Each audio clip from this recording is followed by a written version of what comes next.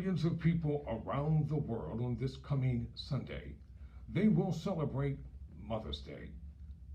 And in celebrating mothers around the world, people don't even know who the creator and the founder of Mother's Day was. I'm Tyrone Bowman. This is Tyrone Bowman Tonight. Profiling and talking about, and this is the topic, Anna Maria Jarvis, the founder of Mother's Day. Before I get started, if you like the content that you're listening to, kindly subscribe to this YouTube channel and also hit the like button. For the 104 subscribers that we have to date, thank you sincerely for subscribing to Tyrone Bowman Tonight. And you know what? We're only getting started and it's going to get better. Now let's get on to tonight's topic of discussion. Anna Maria Jarvis was born on the 1st of May of 1864. She passed away on the 25th of November of 1948. She was the founder of Mother's Day in the United States. Her mother had frequently expressed a desire for the establishment of such a holiday. And after her mother's death, Jarvis led the movement for the commemoration. However, as the years passed, Jarvis grew disenchanted with the growing commercialization of the observation she herself did not profit from the day, and even attempted to have a Mother's Day resented. She died in a sanitarium, her medical bills paid by people in the floral and greeting card industries. So who exactly was Anna Maria Jarvis? Let's talk about her on tonight. Anna Maria Jarvis was born to Granville E. and Anne Maria on the 1st of May of 1864 in Webster, Taylor County, West Virginia. The ninth of 11 children, 7 of her siblings died in infancy or early childhood. Her birthplace today, known as the Anna Jarvis House, has been listed on the National Register of Historic Places since 1979. The family moved to Grafton, West Virginia, and also in Tyler County later in her childhood. Anna Reeves Jarvis was a social activist, founder of the Mother's Day work clubs. As a woman defined by her faith, she was very active within the Andrews Methodist Episcopal Church community. It was during one of her Sunday school lessons in 1876 that her daughter, Anna Jarvis, allegedly found her inspiration for Mother's Day, as Anne closed her lesson with a prayer, stating, "I hope and pray that someone, sometime, will found a memorial Mother's Day commemorating her for the matchless services she renders to humanity in every field of life. She is entitled to it."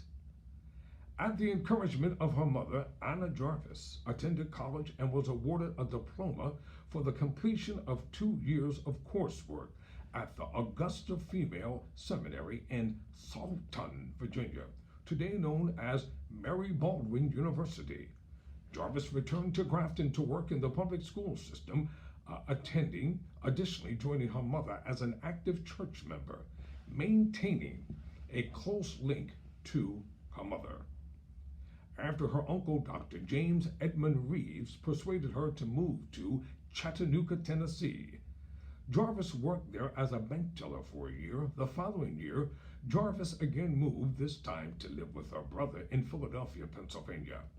In spite of her mother's urging to return to Grafton, Jarvis was successful in Philadelphia, taking a position at Fidelity Mutual Life Insurance Company, where she became the agency's first literary and advertising editor.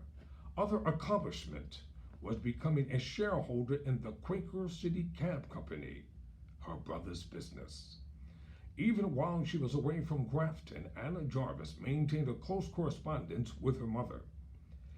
Anna Reeves Jarvis was proud of her daughter's achievements, and letters themselves served to keep mother and daughter closely linked. After the death of Jarvis's father, Granville, in 1902, she urged her mother to move to Philadelphia to stay with her and her brother.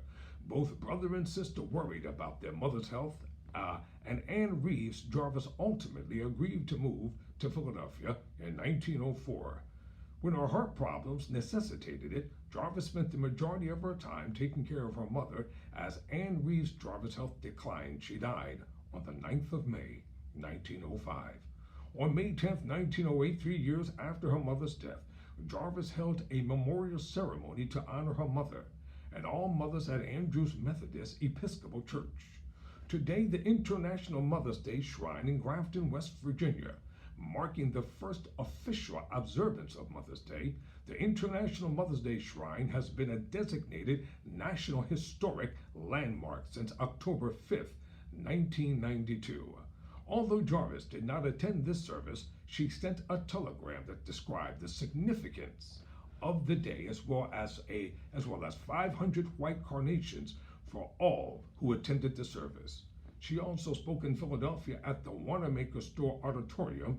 She moved her audience with the power of her speech. Although the national proclamation represented a public validation of her efforts, Jarvis always believed herself to be the leader of the commemorative day, and therefore maintained her establishment belief in the sentimental significance of the day to honor all mothers and motherhood. Jarvis valued the symbolism of such tangible items as the white carnation emblem, which she described as, its whiteness is to symbolize the truth, purity, and broad charity of mother love, its fragrance, her memory, and her prayers. The carnation does not drop its petals, but hugs them to its heart as it dies, and so too mothers hug their children to their hearts, their mothers' love never dying. When I selected this flower, I was remembering my mother's bed of white pinks. Jarvis frequently referred to her mother's memory during her efforts to maintain the sentimental heart of the day while also maintaining her role as the founder of the holiday. In addition to her efforts to maintain her position and recognition as holiday's founders, Jarvis struggled against forces of commercialization that overwhelmed her original message. Among some of these forces were the confection, floral, and greeting card industry, the symbols that she had valued for their sentimentality, such as the white carnation, easily became commodified and commercialized. In the 1920s, as the floral industry continued increasing prices of white carnations and then introduced red carnations to meet the demand for the flower, Anna Jarvis' original symbols began to become reappropriated, such as the red carnation representing living mothers and the white carnation honoring deceased mothers. She attempted to counter these commercial forces, creating a badge with a Mother's Day emblem as a less ephemeral alternative to the white carnation. Her negative opinion of these commercial forces was evident in her contemporary commentary. A printed card means nothing except that you are too lazy to write to the woman who has done more for you than anyone in the world. And candy? You take a box to your mother and then eat most of it yourself? A pretty sentiment. However, her efforts to hold on to the original meaning of the day led to her own economic hardship.